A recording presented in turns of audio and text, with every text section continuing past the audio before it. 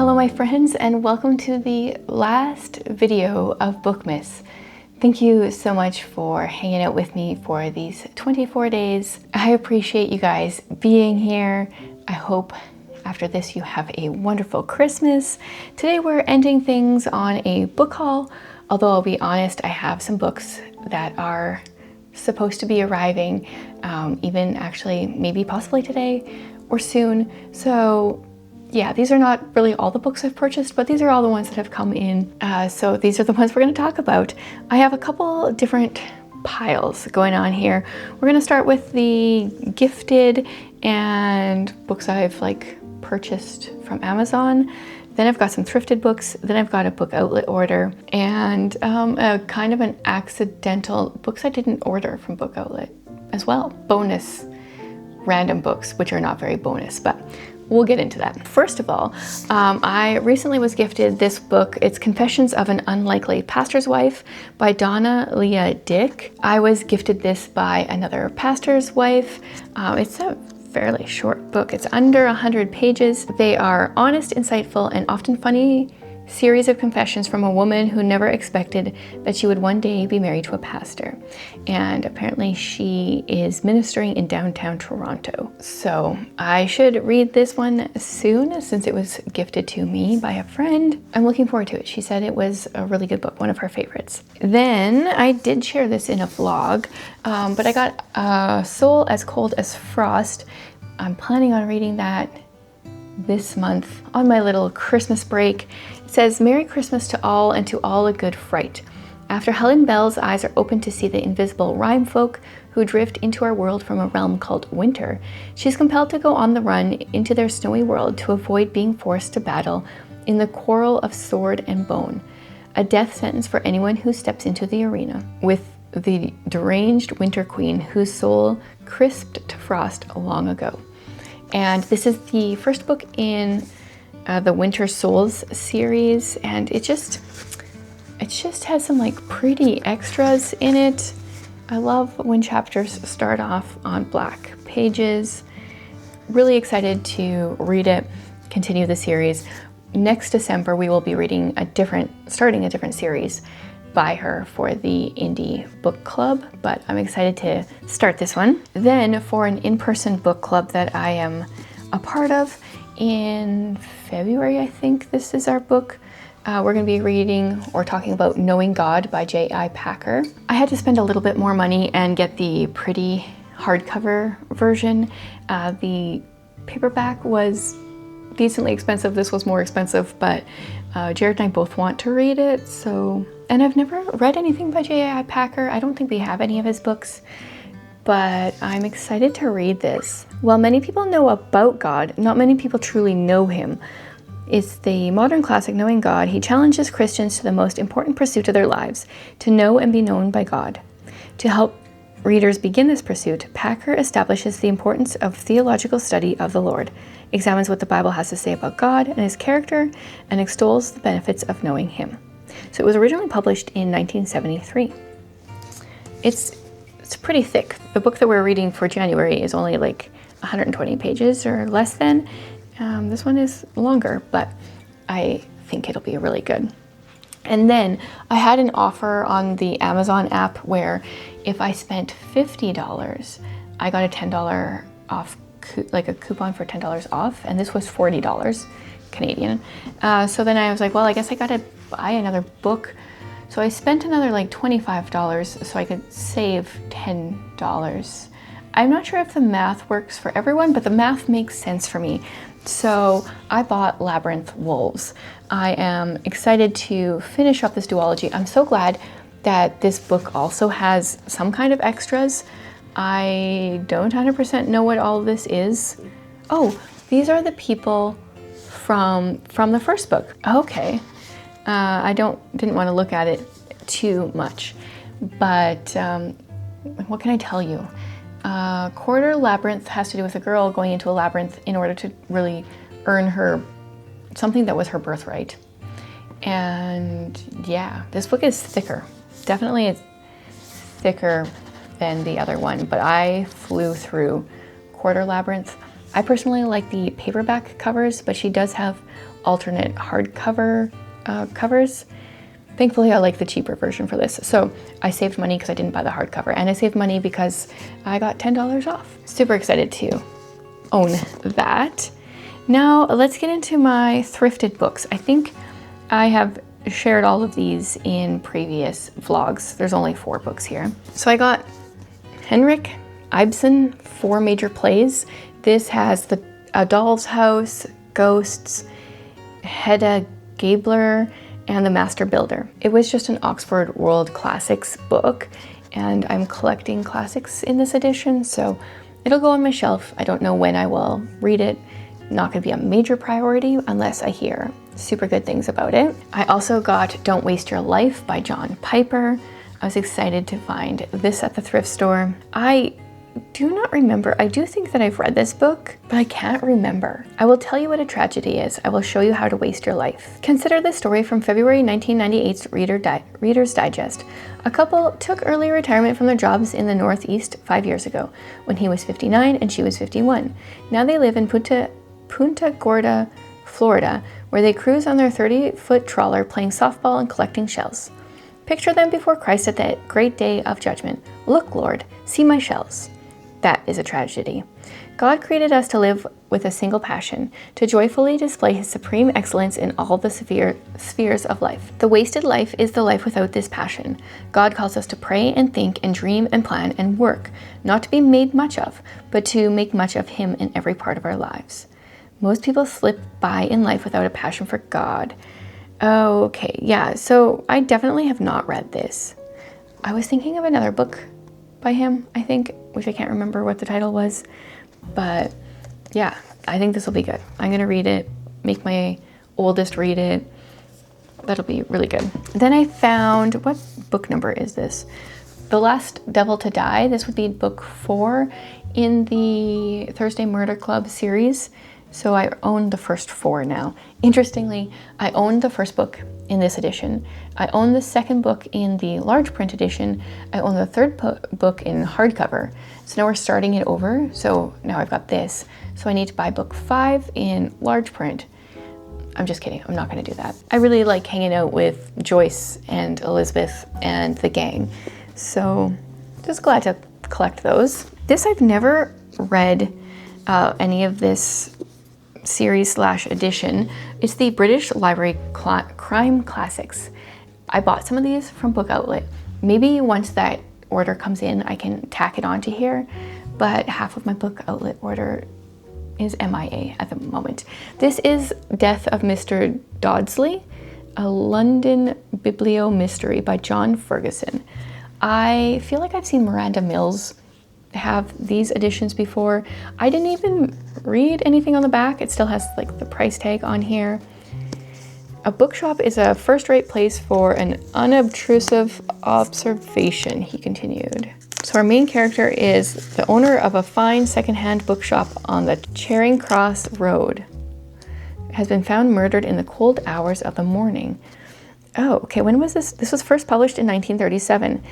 How interesting, because like 84 Charing Cross Road is a true story. Okay, well, I'm intrigued.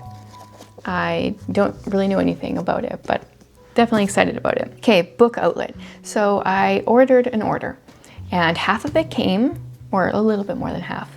And then there were 4 additional books, which I will show you, because I like opened the box and I'm like, I definitely didn't order this. But I did order some of them.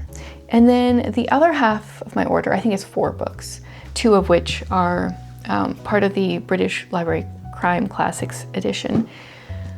4 books look like they shipped separately, but they haven't arrived yet. And I don't know if they're coming or if they're going to go to whoever ordered the books that I got. I'm going to contact Book Outlet once I figure out if those other books are coming here, or like once I know what's going on a little bit more. So here's what I actually ordered.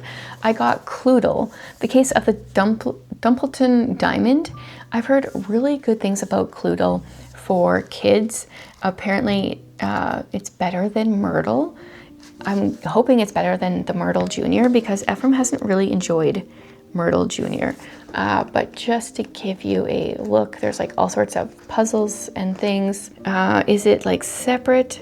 Grab your best pencil and join private investigator Hartigan Brown to solve this enticing first book in the Cluedo series. Along the way, solve 50 brain-busting puzzles that will lead you on an interactive adventure to catch the culprit. So I'm very curious about it.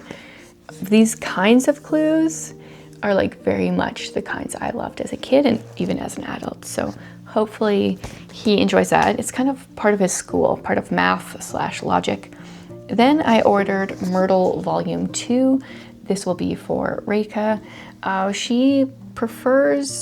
She hasn't done like the really hard ones in Volume 1, but I'm hoping if she doesn't want to for this one too, she can just do the first half-ish of the book and then come back and do the second half of both of them when she wants to do harder ones or when she's more able to. She probably could do the harder ones. At least some of them. They're not that intense. I've been printing off some random deductive reasoning puzzles for her to do since she like finished Volume 1, and they're just as hard as the hardest ones here. Plus the ones I've been printing off, like the story isn't interesting. Like there's no story to it. Got that one for her. Then I bought 2 books. I don't know if they're any good. I'm not recommending them. They looked pretty and I had conflicting results when I asked on Instagram if you guys liked them or not. First of all, Starling House by Alex Harrow. I started listening to this on audio on our trip to Dallas in October, and I really liked the writing, but I was like, I feel like I need to read this with my eyes. It just felt very well written, and it just felt like something I want to read instead of listen to. It's got nice purple sprayed edges. I love the cover. Hopefully it's good, but I have no idea. What is it even about? I sometimes dream about a house I've never seen. Opal is a lot of things. Orphan, high school dropout, full-time cynic, and part-time cashier. But above all, she's determined to find a better life for her younger brother, Jasper, one that gets them out of Eden, Kentucky, a town remarkable for 2 things: bad luck, and E. Starling, the reclusive 19th century author of The Underland, who disappeared more than 100 years ago. All she left behind were dark rumors, and her home. Everyone agrees it's best to ignore the uncanny mansion and its misanthropic heir. Is that how you say it? I'm not sure. Arthur. Almost everyone, anyway. I should be scared, but in the dream, I don't hesitate. Opal has been obsessed with the Underland since she was a child. When she gets a chance to step inside Starling House and make extra cash for her brother's escape fund, she can't resist. But sinister forces are digging deeper into the buried secrets of Starling House, and Arthur's own nightmares have become far too real. As Eden itself seems to be drowning in its own ghosts, Opal realizes she might have finally found a reason to stick around. In my dream, I'm home, and now she'll have to fight.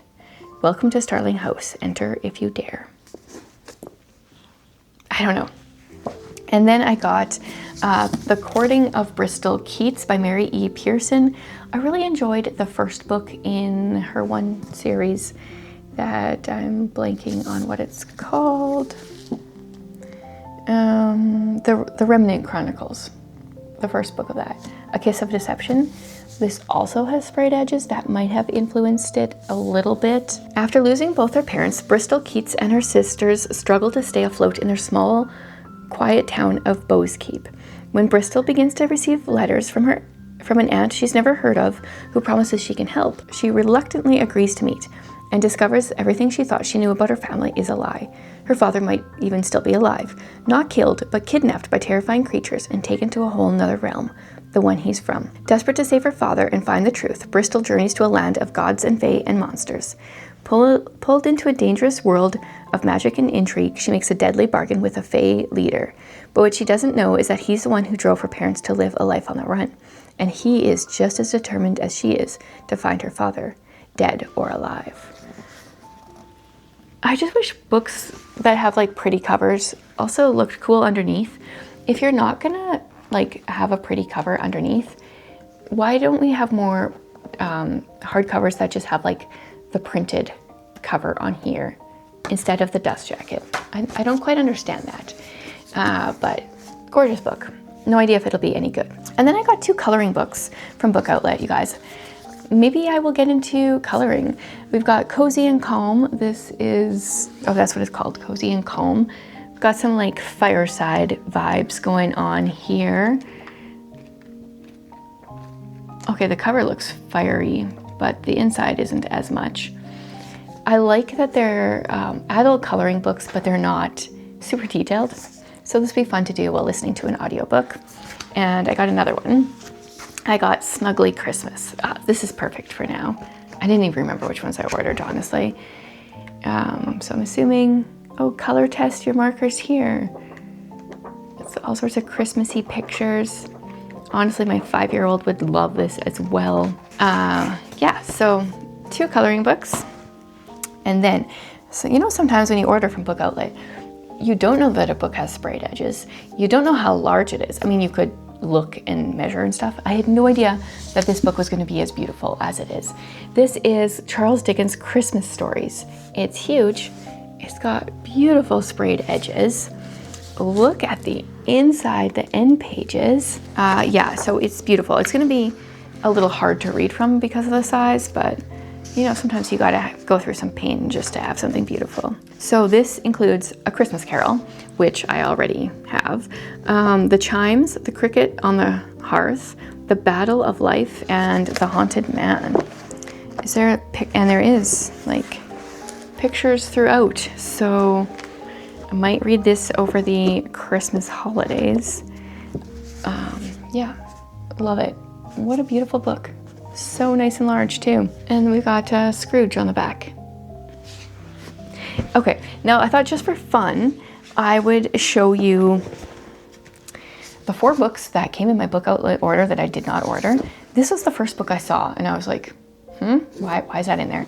Middle School and Other Disasters, Worst Roommate Ever. So this is the Heidi Heckelbeck series. It's a book in the series. Yeah, my daughter tried this series years ago, and Heidi was a homeschool kid and then went to school, and my daughter was like, this doesn't paint homeschoolers very well. And we like homeschoolers to look good. Then I got Glow of the Everflame, which I think is book 2 in the series, and I've been curious about this series, but book 2 helps me 0. This one, like, look how many pages, but it's Sarah J. Maas. It's Kingdom of Ash, so it's one of the books in the Throne of Glass series. I have no idea. Why wouldn't it say a number on it? Anyway, not reading that.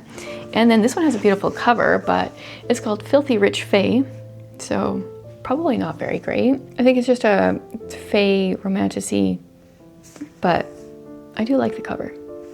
Gold foil helps, and botanicals help. So those are the 4 that came that I did not order. Hopefully the books I actually ordered came. I think I might probably come back here and tack on a couple extra books because they're supposed to be coming like really soon. So if that happens, I'll tack it on. If not, thank you so much for joining me for Bookmas. I appreciate you guys so much. I hope you have a wonderful Christmas season celebrating the birth of our Savior.